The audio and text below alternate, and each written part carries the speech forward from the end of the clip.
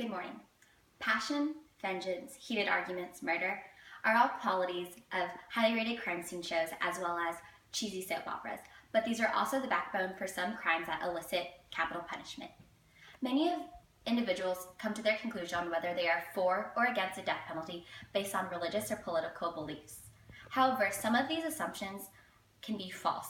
Personally, when I had my stance on the death penalty, it was based on assumptions that people had told me, but I hadn't done a bit of research. After doing some research, I found out that the misconceptions I had were false. The three misconceptions that I would like to discuss today are religious beliefs, the cost of enacting capital punishment, as well as the judicial process itself. And from those, you will be able to derive your stance on the death penalty. The first misconception I would like to discuss is that religious people do not believe in the death penalty. That is false. There are certain denominations that have more of an affinity to be for or against the death penalty.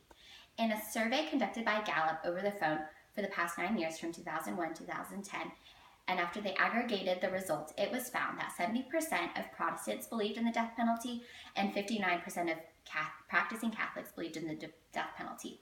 However, over those 9 years, the practicing Catholics had slowly started to decline in believing in the death penalty.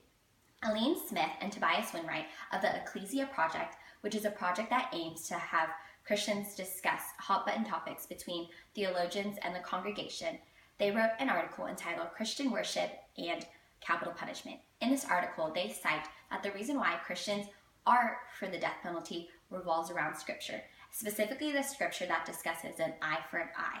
Based on this Scripture is when those religious individuals say they are for or against the death penalty. To combat this, certain denominations have as a whole stated that they are against the death penalty. However, this does not necessarily translate to the individual. The nationalchristianpoll.com also conducted a survey in 2002 which stated that 2/3 of Christians have an issue with the judicial process whenever they are convicting someone of capital punishment. This is an issue that I will discuss later in my speech. The second issue that I would like to discuss is the cost of capital punishment, and that the misconception is that it is cheaper to enact capital punishment than it is to seek life in prison without the possibility of parole. This is false. According to an article entitled Why is the Death Penalty So Expensive?, written by the Texas Coalition to Abolish the Death Penalty in 2014, it states that for the state to enact life in prison, it costs $750,000, while if the state wants to seek capital punishment, it costs $2.5 million. To give you a brief overview on the $2.5 million, a lot of that cost has to do with the original trial.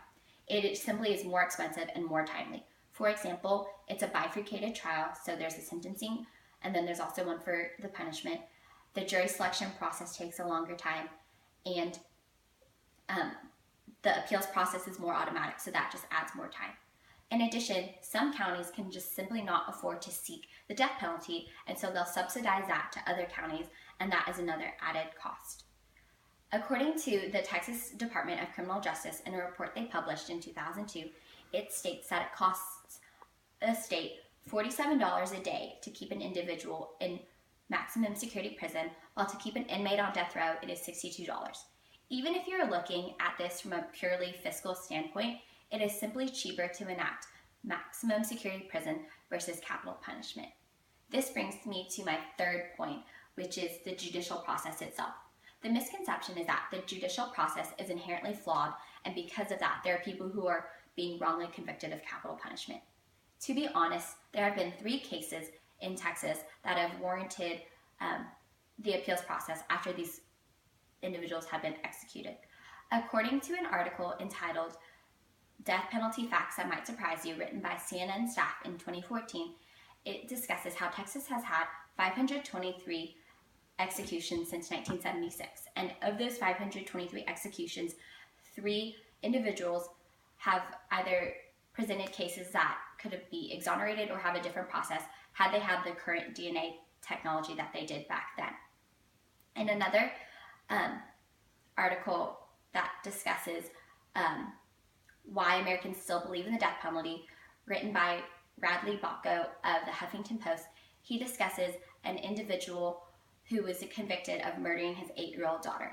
He even confesses to the murder. However, after the DNA testing, it confirms that he is actually innocent. And he even tells reporters that the only reason he confessed to the murder of his daughter is because of the hours upon hours of investigation and interrogation. So there is something inherently wrong with our judicial system.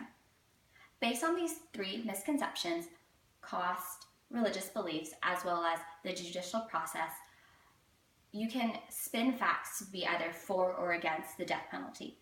Based on these facts, you need to decide for yourself if you are A, for or against the death penalty, and B, if you were a juror on a case that was seeking capital punishment, could you enact it? Thank you. I literally think I cut that speech.